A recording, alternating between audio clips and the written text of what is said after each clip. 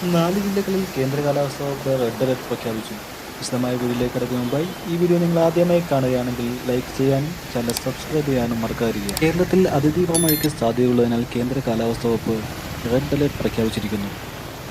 ഇന്ന് 4 ജില്ലകളിലാണ് red alert പ്രഖ്യാപിച്ചിരിക്കുന്നത്.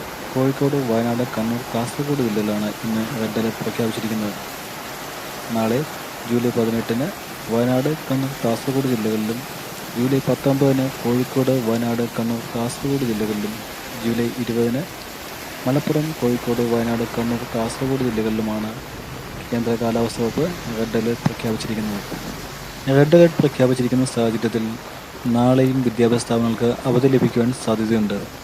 ഇതുവരെ അവധികളൊന്നും കളക്ടർമാർ റിപ്പോർട്ട് ചെയ്തിട്ടില്ല.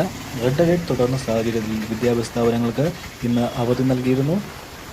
തുടർന്നും റെഡ് അലർട്ട് തന്നെയാണ് ഈ ജില്ലകളിൽ പ്രഖ്യാപിച്ചിരിക്കുന്നത്. ഈ സാഹചര്യത്തിൽ നാളെ വിദ്യാഭ്യാസ സ്ഥാപനങ്ങൾക്ക് അവധി ലഭിക്കുവാൻ സാധ്യതയുണ്ട്. അവധികൾ പ്രഖ്യാപിച്ചാൽ ഉടൻ തന്നെ നിങ്ങളിലേക്ക് എത്തുന്നതിനായി ഈ ചാനൽ സബ്സ്ക്രൈബ് ചെയ്യുക.